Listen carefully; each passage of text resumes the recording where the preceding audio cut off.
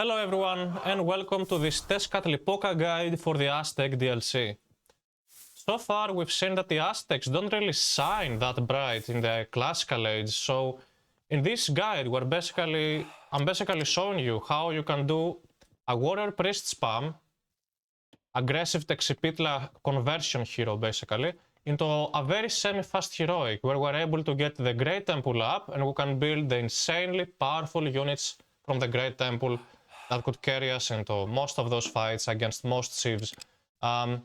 So this guide, the playstyle here works against, I'd say 95% of gods. I've been able to do well and win games against every god by doing this build, so that's why I'm making a guide today on YouTube. And yeah, about the build order, I have already posted a build order video for Tezcatlipoca in my channel. Feel free to check that out. We will not be focusing in the archaic age too much. Instead, we will be focusing on macro and decision making. What is important right after the build order is done. That's what we will be focusing at today. So yeah, after you scout your sides, finding your second settlement, some of the gold mines, and some hunt with your spy scout, you will be sending that aggressively. You're gonna be checking at your opponent's base and see how they look like. Now, Tezcatlipoca has this very unique ability, his archaic age god power, the obsidian mirror. This might vary from god to god, because obviously if you're playing against Freyr, you're gonna have a Gulam Burst. If you're playing against Zeus, you'll have a Bolt, which you could use against an expensive hero, such as Heracles, for example. If you're playing against Set, you will be having a Vision to use early and see how things look like. But now we're playing against Amaterasu. We'll be having a nice solar shield to be used, and it can be used quite aggressively, can be combined with the early rush. Just like most god powers, let's be honest, like Vision, Bolt, all of these god powers can help you out with a Tezcatlipoca conversion. Get that warrior priest to do insane amount of damage. You'll see exactly what I'm talking about. If you're new to the game, you'll see exactly how this strategy works. So, while aging up, we're building warrior priests from the temple. And here's the villager distribution. You're going to have around 5 or 6 on gold, because the warrior priests mostly cost gold, 70 gold.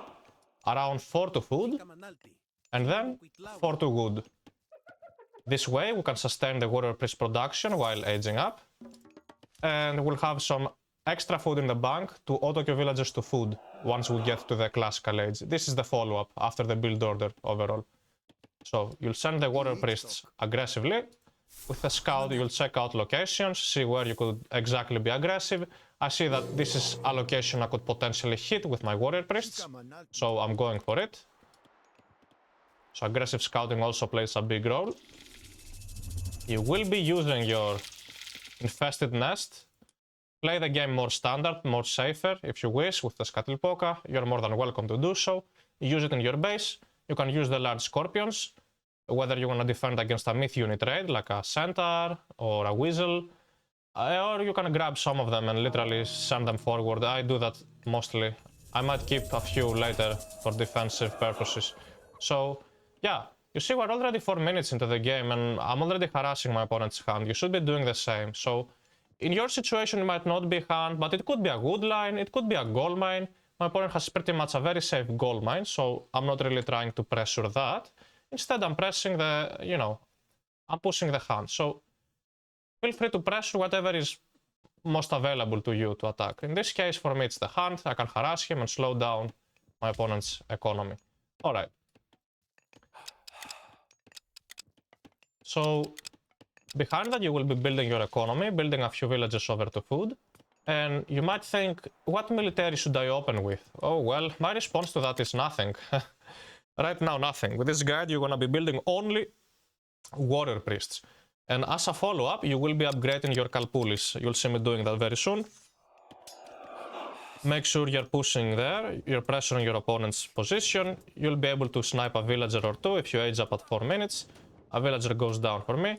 You see, I'm not converting a warrior priest to a Tezcatlipoca right away, because I want him to lose some hit points. I'm not gonna let it die, but I want him to be damaged, because once you convert your warrior priest to a Tezcatlipoca, he goes back to full HP. So I want to get some value first before I sacrifice one of these heroes for the, yeah, for the situation. From the looks of it, I lost that hero, but I'm sure you could micro better than TheRapl and save it on a good day. But you see, the value you get from these little attacks is actually so high. Because it's not always about killing villagers, it's about idling those villagers. And having a villager lead by 2 already would set you so apart from your opponent in the early game. It's a huge, huge difference. And yeah, we're proceeding now slowly to get into the next position of the game. I'm using Amaterasu's God Power, so you might not be playing as Amaterasu. Again, this could be something else for you. This could be a Vision, this could be a Bolt you could use, or, you know, things like that. You will be using the Warrior Priests once again to harass villagers. Your opponent is quite slow to get out units, because the Warrior Priests are built from the temple, and we have the temple available in the Archaic Age. We already have way more units, because our opponent, most of the times, has to build military buildings to be able to train units, while we have been training units since we clicked up to go classical. So that's the big advantage the Aztecs have in the very early game, and this is why I'm showing this to you right now. Before moving on with the guide, I would like to announce that I have officially released the Ultimate Aztec course. The course includes 21 lectures, 3 hours video duration. This course is designed for all levels.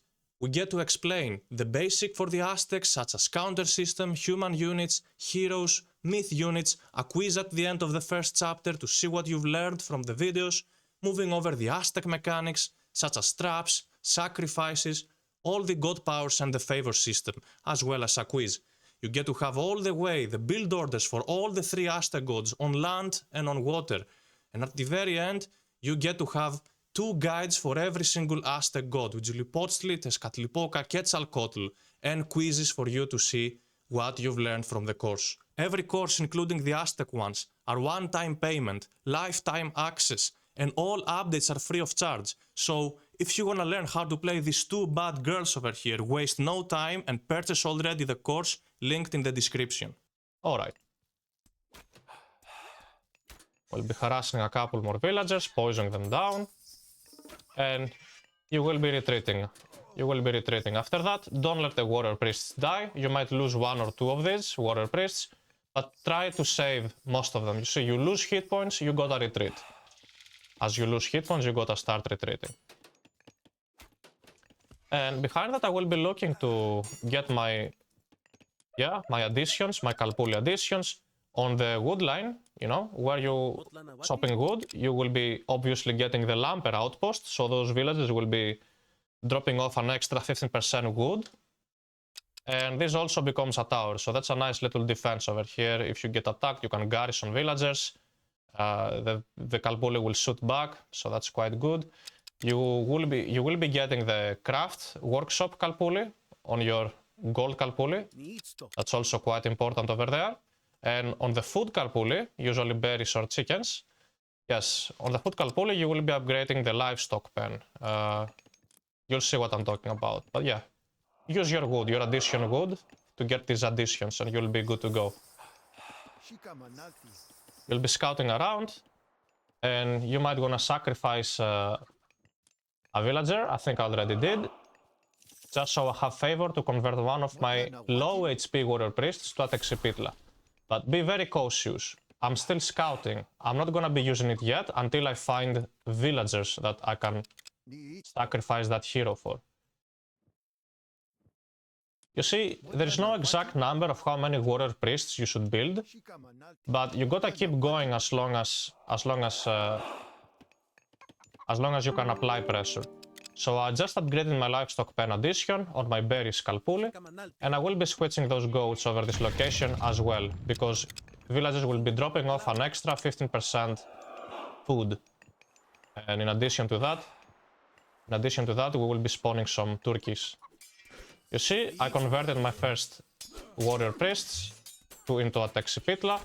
You can see if you don't know how to do that, if you select one of your if you select one of your warrior priests, for me, I've set up the hotkey on X. For you, it might be Y, or I'm not quite sure. It's probably Y for you.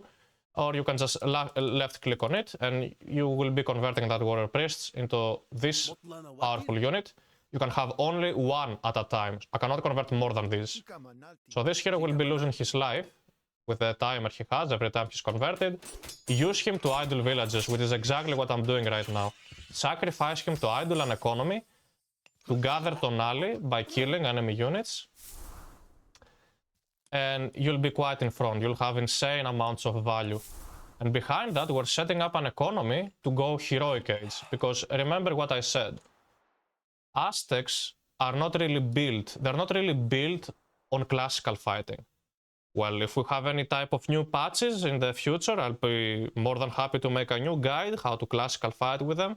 Aztecs are currently built for a semi-fast heroic, most of them. You either rush very early on, or you do a semi-fast heroic, or you do a combination of both these two strategies. So this is exactly what I'm doing right now, a combination of early rush into a semi-fast heroic. So behind that, you're basically setting up those resources in a way where you get to the heroic age. I know I'm having some excessive gold in the bank, but I'll be spending it on some warrior priests. I'll be building an armory with 2 more gold villagers. And yeah, we're mostly training villagers to food for that. The rest of the units are just checking around to find locations. You see the gold is being used for warrior priests. They're quite expensive on gold. That's why we have some excessive gold, like I mentioned.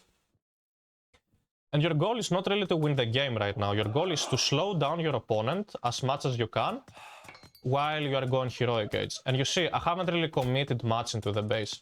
I'm not looking to take a fight. I'm looking to idle some Mikos. I'm looking to convert warrior priest into a Tezcatlipoca and attack back. There he is. And my opponent is forced to retreat once again. While behind, I'm just gathering all the resources I need. 800 food almost there to get to the next age. So not a single barracks has been dropped, not a single war hut. It's just been warrior priests and large scorpions from the infested nest. Always make sure to throw that hero at the base and let him die, because he's gonna die anyways. You might as well use him to idle villagers and kill some military units.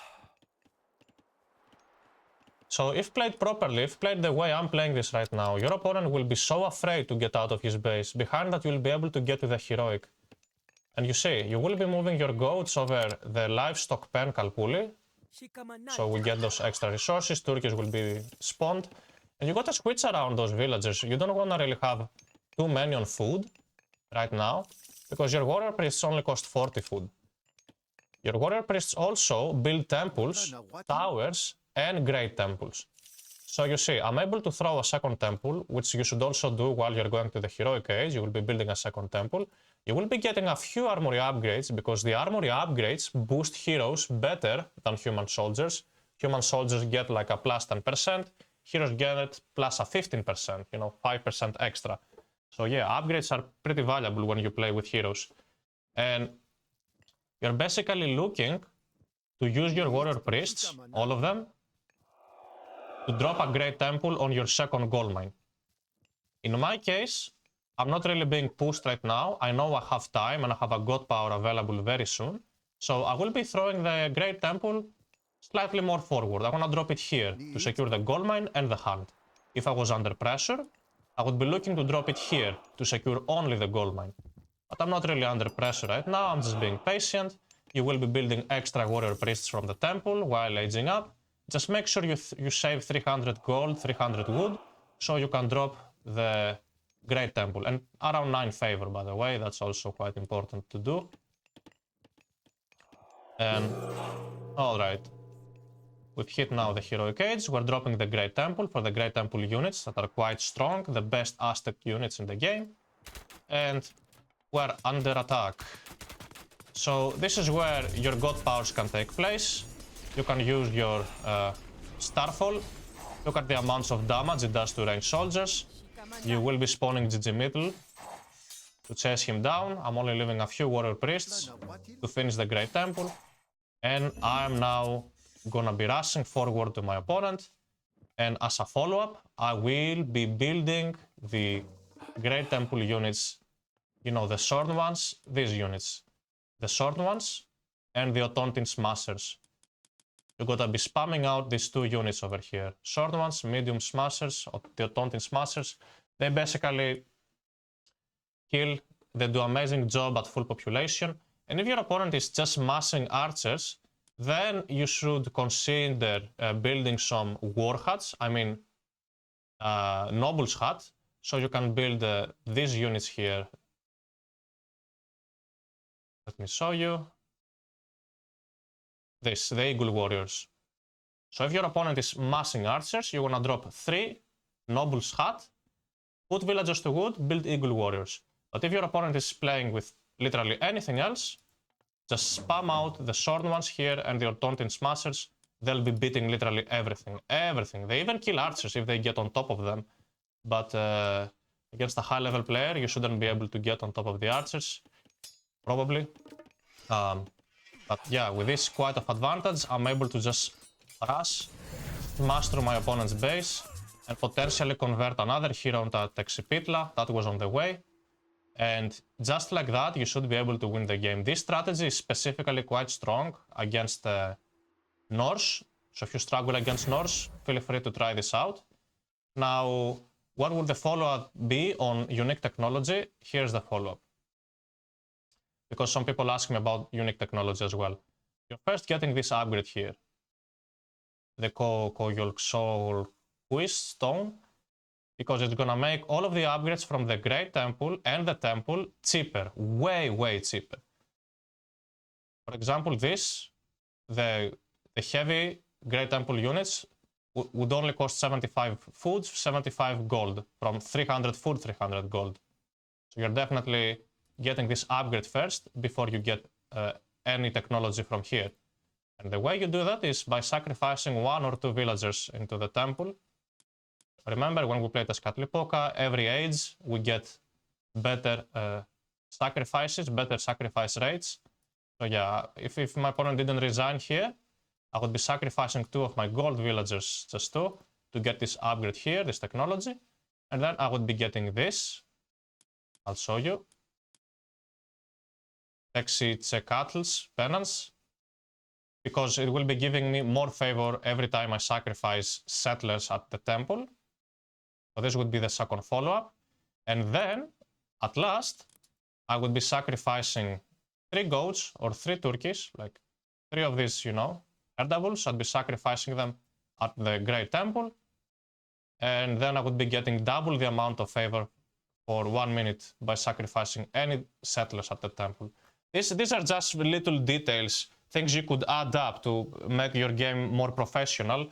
But for now, I would like you to keep the general point, all the strategy I've shown you, how exactly it works. Keep that in mind, and you can add these little tricks later and later as you improve. You could pay more attention to these things. All right, so thank you everybody for watching. If you would like to see even way deeper dives into the Aztecs, I have an Aztec course. It's linked in the description. Everything you need to know about the Aztecs will be found there. I highly recommend it. And I will see you in the next video.